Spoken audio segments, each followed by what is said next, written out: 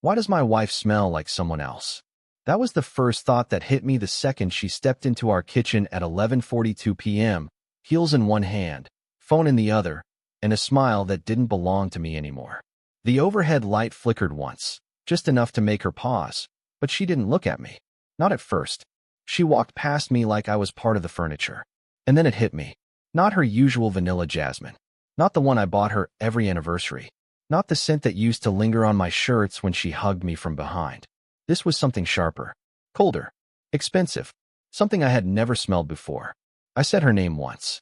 She turned slowly, looked me straight in the eye, and lied. Just a new perfume. And that's when everything inside me went quiet. Because I knew she wasn't telling the truth. If you genuinely enjoy our stories, please subscribe to the channel, tell us where you're from, and what time it is right now. It's always fascinating to know how far our story flows. I didn't react. That's the part most people get wrong. They think suspicion starts loud, angry, explosive. It doesn't. It starts silent. I nodded like I believed her. Even smiled. Asked if she had a good night. Yeah, she said casually, setting her phone down on the counter. Work ran late. Work. She said it like it was nothing. Like the past 6 years of our marriage hadn't trained me to recognize every nuance in her voice. But something was off. Not just the perfume. Her eyes didn't linger. Her body didn't lean toward me. She didn't fill the silence the way she used to. That night, she went to bed early. Didn't even ask if I was coming. That's when I realized something was wrong. Her name is Melissa. We lived in Chicago, West Loop, a modern condo on Morgan Street with floor-to-ceiling windows and just enough skyline to make you feel like you made it. We met 8 years ago. She was ambitious, sharp, magnetic. I was steady, loyal, predictable. She used to say that's why she loved me. Used to. The next morning, I noticed it again. The perfume. Not strong. Just there. Lingering. Like a memory that didn't belong to me. I watched her get ready for work, standing in front of the mirror, applying lipstick she hadn't worn in years. Red. Bold. Unfamiliar. You've got a meeting? I asked. She didn't turn around. Yeah. Big one. Her tone was clipped. Efficient. She grabbed her bag, checked her phone, and walked out without kissing me. She never forgot to kiss me before. Never. Until now. I didn't follow her. Not yet. I'm not that kind of man. At least, I wasn't. But the thought stayed with me all day. That perfume. That lie. That look in her eyes. 3 days later, I found the first crack. It wasn't dramatic. No lipstick on collars. No obvious messages.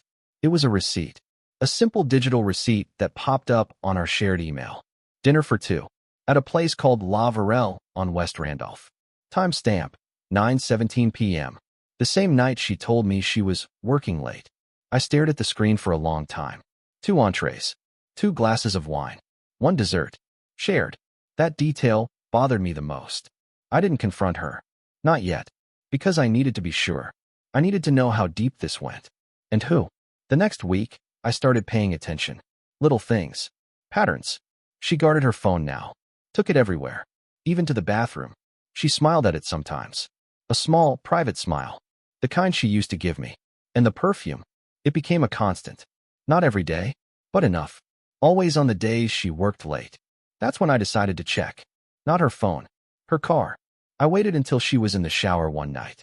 Slipped down to the garage. Her Lexus sat in spot B17. Still warm.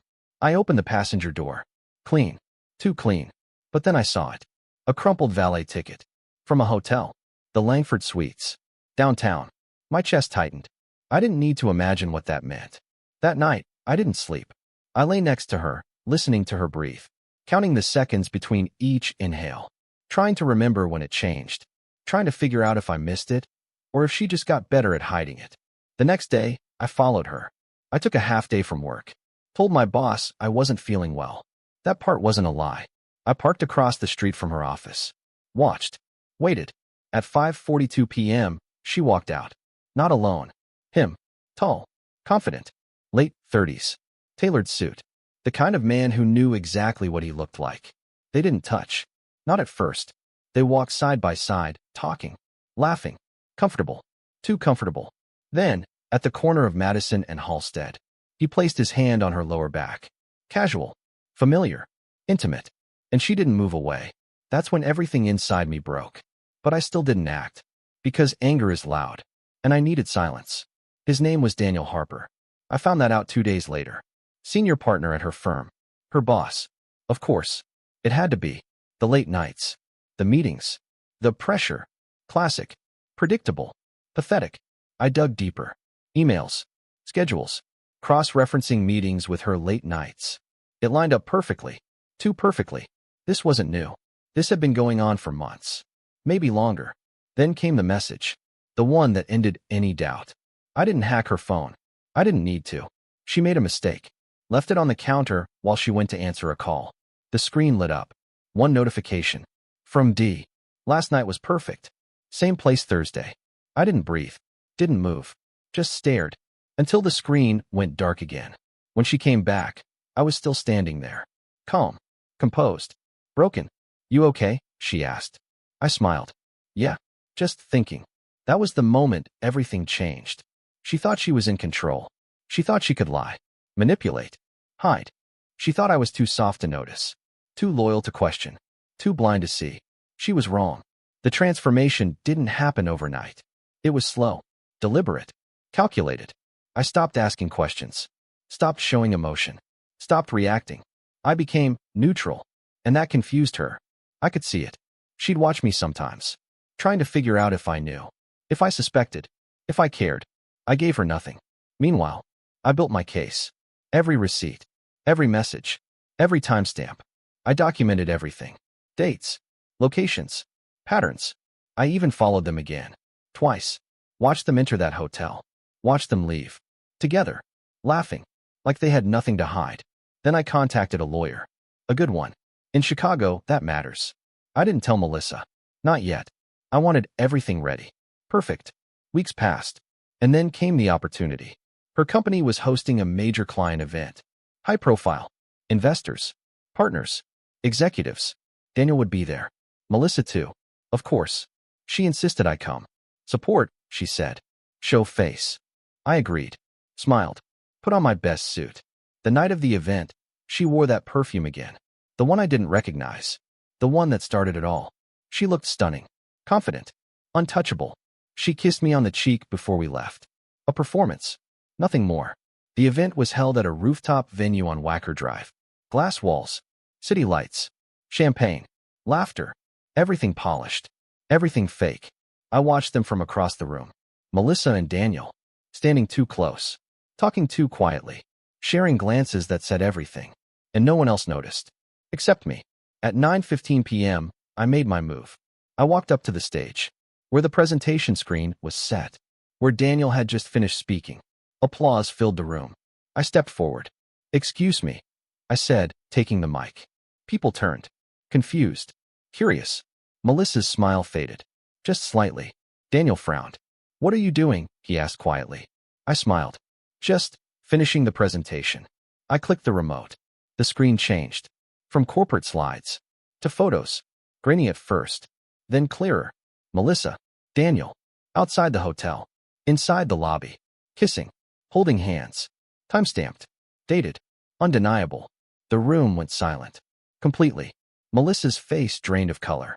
Daniel stepped back. Turn that off, he snapped. I didn't. I kept clicking. More photos. More evidence. Messages. Screenshots. The receipt from La Varelle. The valet ticket.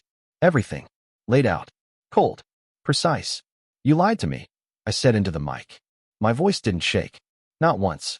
You looked me in the eye and lied. Melissa stared at me. Speechless. Broken. Exposed. I turned to the crowd. Just thought everyone should know what kind of leadership they're investing in. No shouting. No anger. Just truth. Security moved in. Too late. The damage was done. I walked off the stage. Past Melissa. Past Daniel. Neither of them said a word. They couldn't. Outside, the city felt quieter. Colder. Cleaner. The divorce was finalized 3 months later. Quick. Efficient. Because of the evidence. Because of the timing. Because of the humiliation. She didn't fight. She couldn't. Daniel? He lost his position. Quietly. No headlines. Just gone. Melissa tried to reach out once. A text. Can we talk? I didn't respond. A week later, I saw her. By accident. Same street. Different version of her. No red lipstick. No confidence. No perfume. She looked at me, like she wanted to say something. Explain. Apologize. Rewrite history. I didn't stop. Didn't slow down. Didn't acknowledge her. Because the truth is, the moment she wore a different perfume home, and looked me in the eye, and lied, she lost me. Completely. And some things don't come back. The end.